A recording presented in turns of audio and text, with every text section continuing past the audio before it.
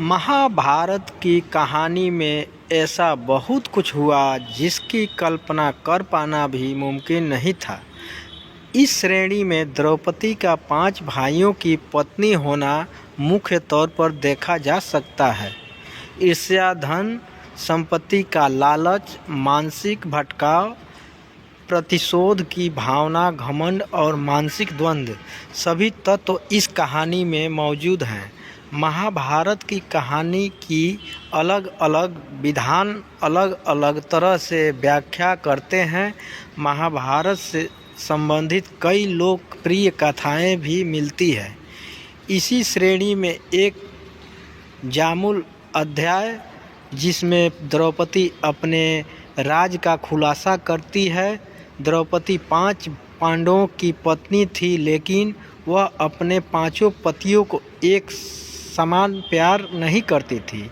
वह सबसे ज़्यादा अर्जुन से प्रेम करती थी, लेकिन दूसरी तरफ अर्जुन द्रौपदी को वह प्यार नहीं दे पाए क्योंकि वह कृष्ण की बहन सुभद्रा से सबसे ज़्यादा प्यार करते थे।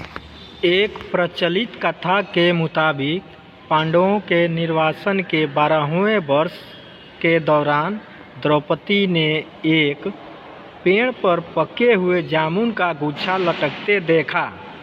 द्रौपदी ने तुरंत ही इसे तोड़ लिया। जैसे ही द्रौपदी ने ऐसा किया, भगवान कृष्ण वहां पहुंच गए। भगवान कृष्ण ने बताया कि इसी फल से एक साधु अपने 12 साल का उपवास तोड़ने वाले थे। द्रौपदी ने फल तोड़ लिया था, जिससे पांडव साधु के कोप का शिकार हो सकते थे। यह सुनकर पांडवों ने श्री कृष्ण से गुहार लगाई।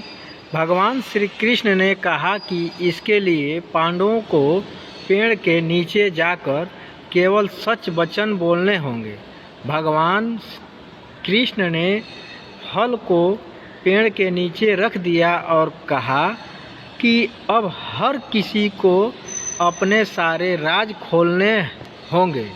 अगर हर कोई ऐसा करेगा तो फल ऊपर पेड़ पर वापस लग जाएगा और पांडव साधु के प्रकोप से बच जाएंगे। सबसे पहले श्री कृष्ण ने युधिष्ठिर को बुलाया। युधिष्ठिर ने कहा कि दुनिया में सत्य, ईमानदारी, सहिष्णुता का प्रसार होना चाहिए, जबकि बेईमानी और दुष्टता का सर्वनाश होना चाहिए।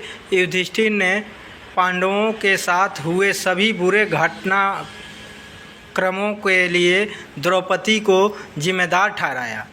युधिष्ठिर के सत्य वचन कहने के बाद फल जमीन से 2 फीट ऊपर आ गया। अब श्री कृष्ण ने भीम से बोलने के लिए कहा। साथ ही श्री कृष्ण ने भीम को चेतावनी दी कि अगर तुमने झूठ बोला तो फल जल कर राख हो जाएगा।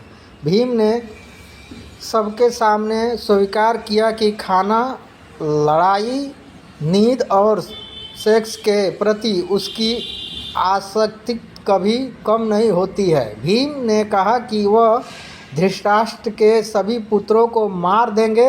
युधिष्ठिर के प्रति उसके मन में बहुत श्रद्धा है, लेकिन जो भी उसके गधे का अपमान करेगा वह उसे मृत्यु के घाट उतार देंगे। इसके बाद फल 2 फीट और ऊपर चला गया।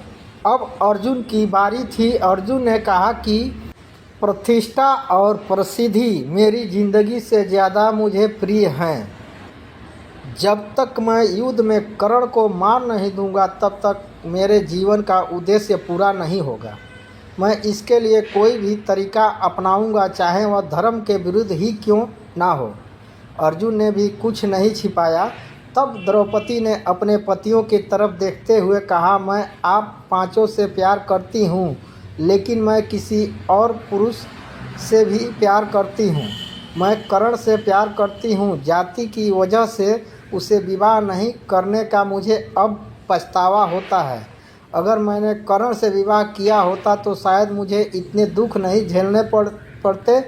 तब शायद मुझे इस तरह के कड़वे अनुभवों से होकर नहीं गुजर करना पड़ता। यह सुनकर पांचों पांडव हैरान रह गए, लेकिन किसी ने कुछ कहा नहीं। द्रौपदी के सारे रहस्य खोलने के बाद श्री कृष्ण के कहे अनुसार फल वापस पेड़ पर पहुंच गया। इस घटना के बाद से पांडवों को यह एहसास हुआ कि 5 बहादुर पतियों के होने के बावजूद वह अपनी पत्नी की ज़रूरत के समय रक्षा करने नहीं पहुँचे। जब द्रौपदी को उनकी सबसे ज़्यादा ज़रूरत थी तो वे कभी उसके साथ खड़े नहीं हुए। इस पौराणिक कहानी का एक निस्वार्थ यह भी हो सकता है कि हर किसी के कुछ राज होते हैं जिन्हें वह खुद तक सीमित रखता है। कई बार यह राज अपनों को चोट पहुंचाने के डर से छिपा कर रखे जाते हैं। दोस्तों, आज का यह वीडियो आप लोगों को अच्छा लगा हो तो हमारे वीडियो को लाइक और शेयर कमेंट करें, और आप लोग हमारे चैनल पर नए हैं तो सब्सक्राइब ज़रूर कर लें, ताकि हम अपने चैनल पर जब कभी भी वीडियो अपलोड करूं तो उसका नोटिफिकेशन आप लोगों को मिलता रहे। धन्यवाद दोस्तों।